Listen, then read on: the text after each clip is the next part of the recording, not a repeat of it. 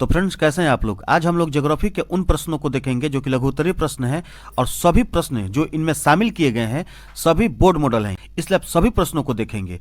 और इन सभी प्रश्नों में यह भी बताया गया है कि ये सभी प्रश्न कब कब आए थे और अब की बार इन प्रश्नों का आने का कितना चांस है। इन सभी वीडियो के लिए आपका एक लाइक तो जरूर बनता है, क्योंकि आप ही लोग का कमेंट आ रहा था बार बार कि सर सब्जेक्टिव क्वेश्चन जरूर डालिए।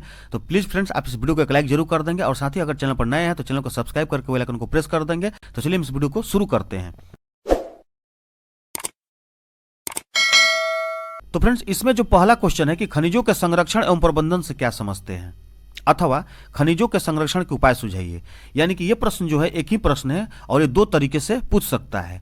और ये प्रश्न जो है 2015 के फाइनल में और 2018 के फाइनल में आ चुका है, और ये बोर्ड मॉडल भी है आपकी एग्जाम के लिए। तो चलिए इसका हम जवाब जानते हैं कि खनिज पदार्थ अशुद्ध अवस्था में खदानों से प्राप्त होते हैं, खनिजों का भंडार सीमित है, अतः अशुद्ध खनिजों का शुद्धिकरण खनिज प्रबंधन कहलाता है। सीमित खनिज भंडारों का योजनाबद्ध तरीके से पीढ़ी दर पीढ़ी उपयोग खनिज का संरक्षण कहलाता है। बिल्कुल क्लियर है। अब अगला सवाल है, सौर ऊर्जा का उत्पादन कैसे होता है। सौर ऊर्जा का उत्पादन कैसे होता है, यह प्रश्न भी 2015 के एनुअल यानी कि फाइनल में आ चुका है। इसका जवाब होगा कि सौर ऊर्जा का उत्पादन सूर्य प्रकाश से होता है। सौर प्लेट पर जब सूर्य की किरणें पड़ती है तब रासायनिक ऊर्जा बैटरी में संग्रहित की जाती है। आप देखे होंगे गाँव में या शहरों में कहीं भी कि एक सौर प्लेट ऊपर छत पर लगाया जाता है, और सूर्य की रोशनी से जो नीचे बैटरी रखा होता है वो बैटरी चार्ज होता है, और चार्ज होने के बाद उस बैटरी से हम लोग लाइट का इस्तेमाल कर पाते हैं। तो वही कह रहा है कि सौर ऊर्जा का उत्पादन सूर्य प्रकाश से होता है, और सौर प्लेट पर जब सूर्य की किरणें पड़ती है तब रासायनिक ऊर्जा बैटरी में संग्रहित की जाती है। बैटरी की ऊर्जा से घरों को ऊर्जा मिलती है, यानी कि बिजली मिलती है। चलिए अब हम अगला प्रश्न देखते हैं। तो हमारा जो अगला प्रश्न है वो है मानचित्र से।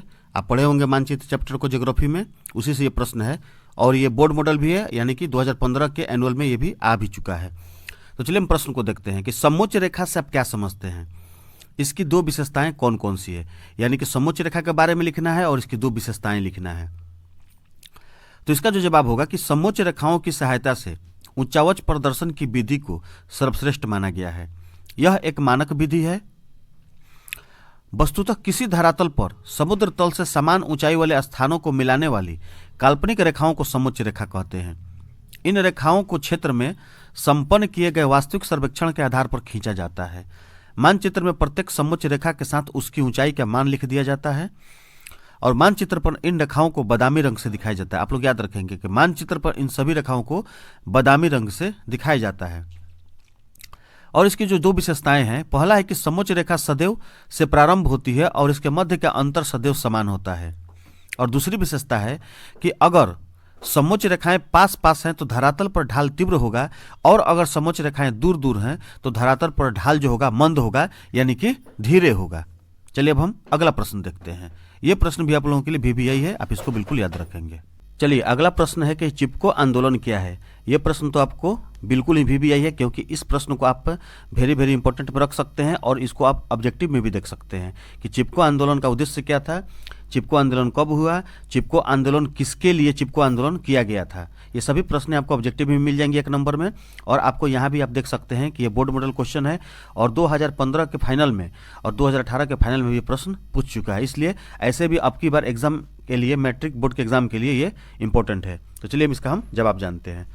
1870 के दशक में गढ़वाल के पहाड़ी क्षेत्रों में उत्तराखंड के लोगों ने जंगलों की व्यवसायिक कटाई के विरुद्ध एक आंदोलन चलाया। बिल्कुल भी आप प्रश्न को देख के घबराइएगा नहीं, आराम से सुनिए और आराम से आप इसको दिमाग में डालिए कि प्रश्न क्या है और इसका जवाब क्या होना चाहिए। जो चिपको आंदोलन के नाम से प्रसिद्ध हुआ, एक बार इसको हम और रिपीट करते हैं।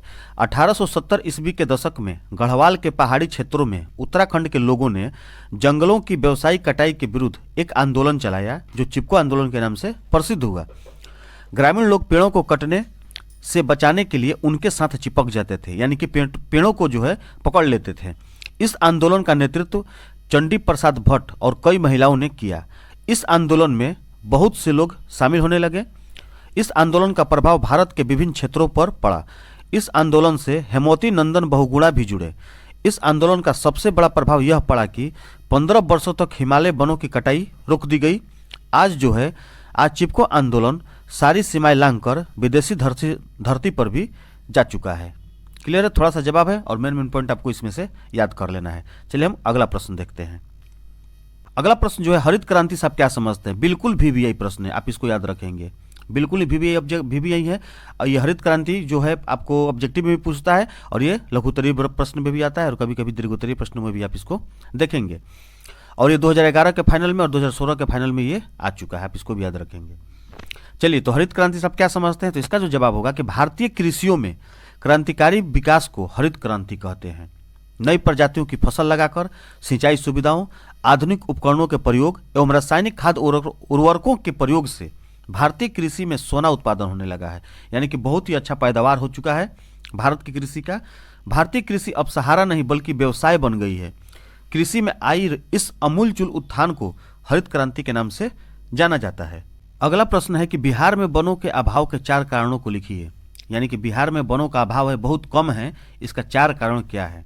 तो इसका जो सही जवाब होगा कि भारत में वनों के अभाव के निम्नलिखित कारण है। देखिए, लिखने का प्रश्न यही तरीका है कि बिहार में वनों के अभाव के निम्नलिखित कारण है। पहला, बिहार विभाजन के बाद अधिकतर वनाच्छादित क्षेत्र झारखंड में चला गया है। वर्तमान बिहार में 6.87% भौगोलिक क्षेत्र में ही वन है। चलिए, दूसरा परेशानी जानते हैं हम।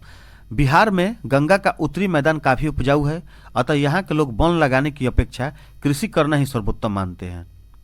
2 जवाब हो गया।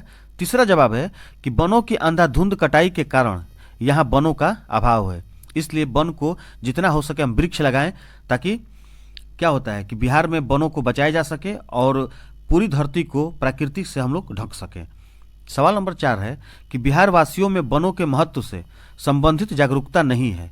इन कारणों से बिहार में वनों का तेजी से ह्रास हो रहा है, यानी कि खत्म हो रहे हैं तेजी से। इसलिए कभी कभी सभी लोगों को मार्गदर्शन भी देना चाहिए कि हम जितना हो सके वृक्ष लगाएं और जितना कम मात्रा में वृक्ष की कटाई हो सके। चलिए, अब हम अगला प्रश्न जानते हैं। अगला प्रश्न है, ये प्रश्न भी आपको बोर्ड मॉडल है, आप यहाँ पर देख सकते हैं दोनों प्रश्नों को, और बहुत ही छोटा प्रश्न है, आप इसको बिल्कुल याद कर लेंगे। जैसे कि प्रश्न है कि शुष्क कृषि एवं आर्द्र कृषि में अंतर स्पष्ट करें। शुष्क कृषि एवं आर्द्र कृषि में अंतर स्पष्ट करें। तो इसका जवाब होगा शुष्क कृषि का कि उन भागों में होती है जहां वर्षा 5 सेंटीमीटर से कम होती है। बिल्कुल छोटा सा सवाल है। और आर्द्र कृषि है विशेषकर उन भागों में होती है जहां का औसत 100 से 200 सेंटीमीटर के मध्य होती है। क्लियर है?